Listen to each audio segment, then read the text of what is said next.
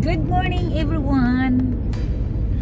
This is our second day to go at Hulman to pick up our son because he was staying there for overnight as a senior weekend. They invite students to sleep over in their dormitory and tour around the whole buildings.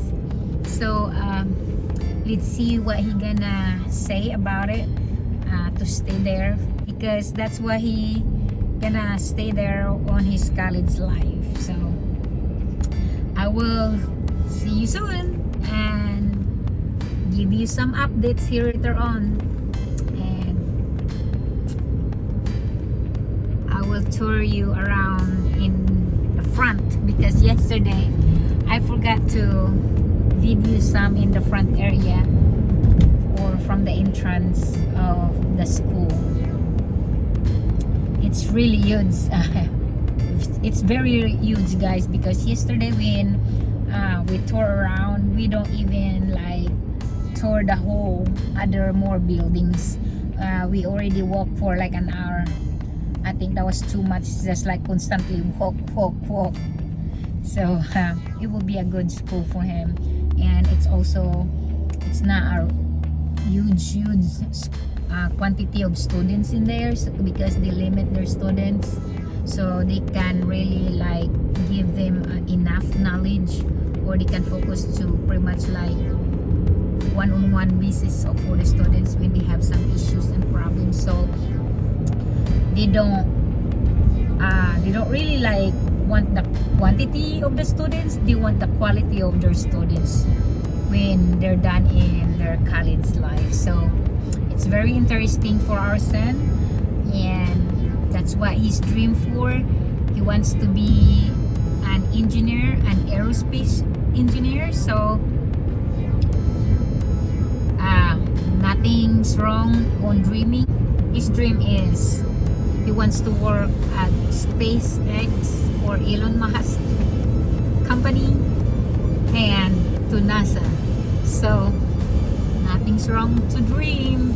Maybe one day, God's willing, maybe he will reach his dream. So let's pray for him that his dream will come true and he will be successful in his life, and not only successful, but he will be a good man as he grew up, that he have fear and love God as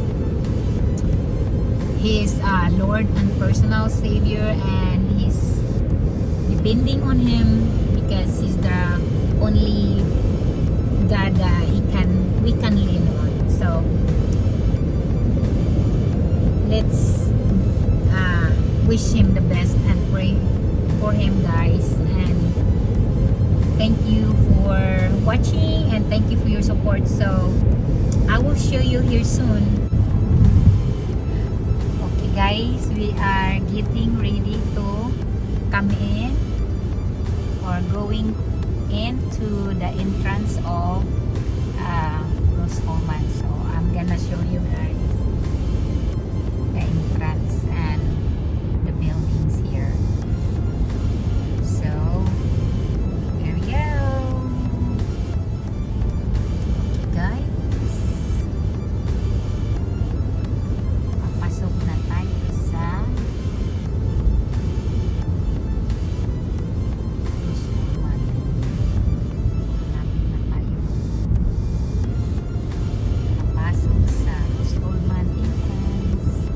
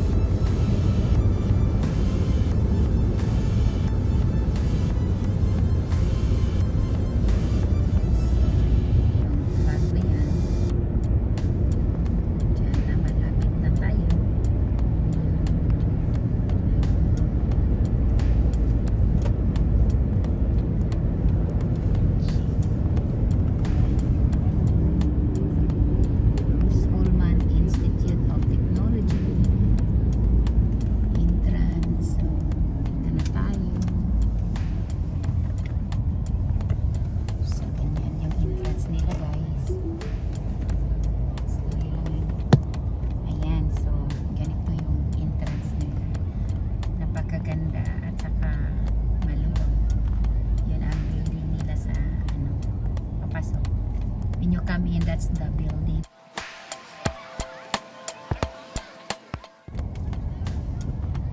So it's the color is that Red. red? Yeah, red and white. Yan ang building nila.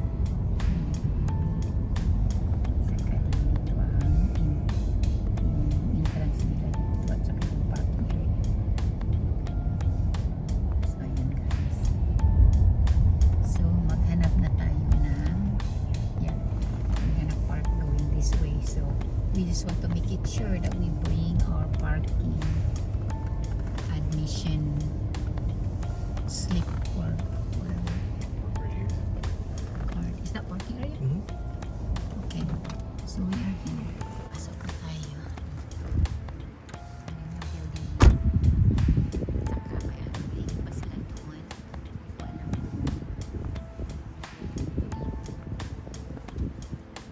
so ang napakalaki talaga yung lawak yung building nila. So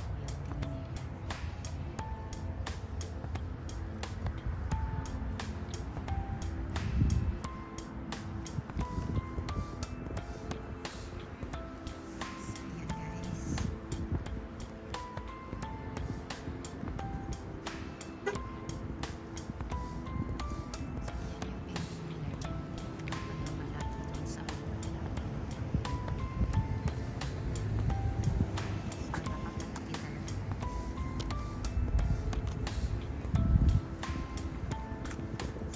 Yun, mga building nila ang lalaki guys.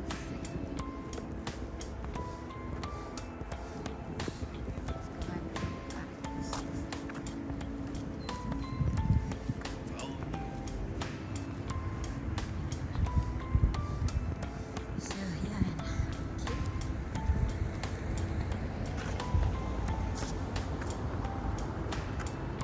Yan, pasok na tayo dito.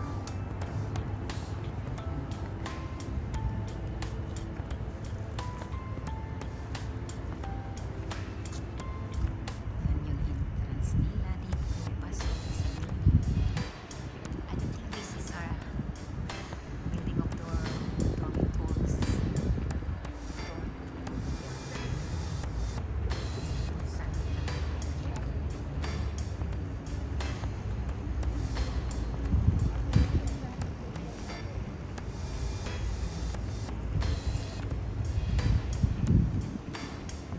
Dami mga buildings nila guys.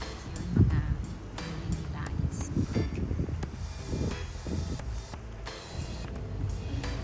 parang nasa ano ka guys dito. Nakatira. Parang nasa hotel.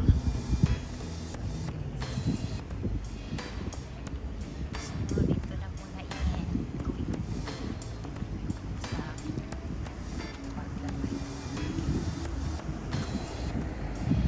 You said that one is more for if you want to have like a big room. Because those ones hold 4 people. Okay. Hi guys, this is our last day staying here So yeah, get it all over. at Hulman. So Feel bad. here we go. Thanks. Wow. Nothing. So here we go. Yeah, kind of small. He says the ones down that way. He says those are bigger. So we are on our way home now. Yeah. We're done on our room.